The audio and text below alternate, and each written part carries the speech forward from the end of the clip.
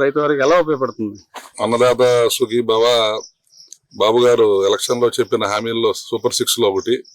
దాంట్లో బాగానే వాళ్ళ రైతు వారీగా ఈ ఖరీఫ్ లో కరెక్ట్ గా వ్యవసాయం చేసే టైంలో భారతదేశంలో నుంచి మన మోడీ గారు ప్రభుత్వంలో ఆయన 2,000 రూపాయలు, వాళ్ళ రాష్ట్ర ప్రభుత్వం నుంచి చంద్రబాబు గారు 5,000 రూపాయలు కరెక్ట్ అయిన సమయంలో ఇచ్చి జనాలని రైతులందరినీ ఆదుకున్నారు.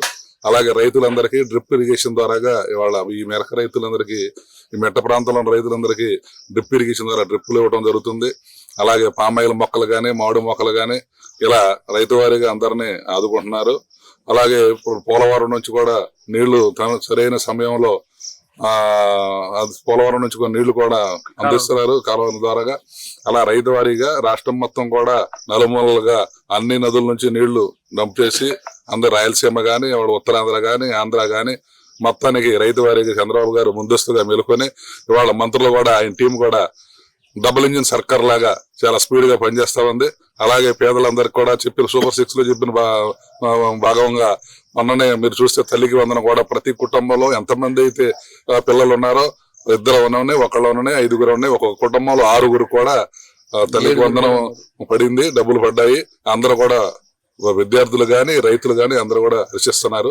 మన ముందు ఇంకా ఈ ప్రభుత్వంలో ఇంకా ప్రభుత్వ పథకాలు బాగా ఉండాలని కోరుకుంటున్నాము. అలాగే చంద్రబాబు గారు మాకు రైతులందరికీ మేలు చేస్తా ఉన్నారు. ఈ స్పీడ్ చూసి ప్రతిపక్షాలు మాట్లాడుతూ ఉన్నాయి. వాళ్ళు సొంతం జైలు పాలైపోయే పరిస్థితికి వచ్చేసారు. ఇంకా కనుమరుగు చూపుల్లో కూడా ప్రతిపక్ష పార్టీ అనేది ఉండదు. రోజుల్లో ఈ ప్రభుత్వంలో ప్రజలందరికీ కూడా మేలు జరిగేలాగా రేపు ఆగస్టు 15 నుంచి ఆడపడుచులందరికీ కూడా ఈ రాష్ట్రంలో ఎక్కడగా ఏ మూల వచ్చినా కూడా వాళ్ళ పనులు వాళ్ళ అవసరాల నిమిత్తం ఎక్కడికి వెళ్ళినా కూడా అది ప్రభుత్వమే భరిస్తుంది. ఫ్రీ బస్సు ఆర్టీసీ బస్సుల ద్వారాగా జనాలకు కూడా ఉపయోగపడే ఒక కార్యక్రమం చేస్తా ఉన్నారు. ఇది చూస్తే సూపర్ 6 జరిగిన సంవత్సరం కాలంలో మొత్తం కూడా అమల్లోకి వచ్చేసింది. ఇంకా ప్రభుత్వానికి మేలైన ఇంకా ఏదైనా అవసరాలు ఉంటే కూడా దానికి కూడా ఆల్రెడీ చంద్రబాబు గారు కసరత్తు చేస్తా ఉన్నారు. అలాగే మొన్ననే P4 పద్ధతిని పెట్టారు. దాని ద్వారా సర్వే చేసి గ్రామంలో ప్రతి గ్రామంలో పేదలైతే ఎవరైతే ఉన్నారో వాళ్ళని కొంతమంది అడాప్ట్ చేసుకునే విధంగా, అలాగే ఎన్ఆర్ఐలు గాని, ఉద్యోగస్తులు గాని, ఇక్కడ రైతు వారీగా ఉన్నవాళ్ళు గాని అందరూ కూడా చక్కగా దానికి కూడా రెస్పాండ్ అవుతున్నారు. ఏదైతే ఆయన అనుకున్న కళ 2047 కల్లా ప్రభుత్వం పేదవారు లేని ప్రభుత్వం నెలకొల్పని రాష్ట్రం, ఆంధ్ర రాష్ట్రంలో పేదవారు లేని ఆంధ్ర రాష్ట్రం నెలకొల్పాలనే ఆలోచనతో ఆయన ముందుకెళ్తున్నారు. దానికి అందరూ సహకరిస్తాము. ఇది మనం తెలుసు. కోట ప్రభుత్వం వచ్చిన తర్వాత భూముల రేట్లు గాని, మనకి ఆరోగ్య పరంగా గాని, వ్యవసాయ పరంగా గాని అన్ని చూస్తామంటే ప్రజలు చూస్తా ఉన్నారు.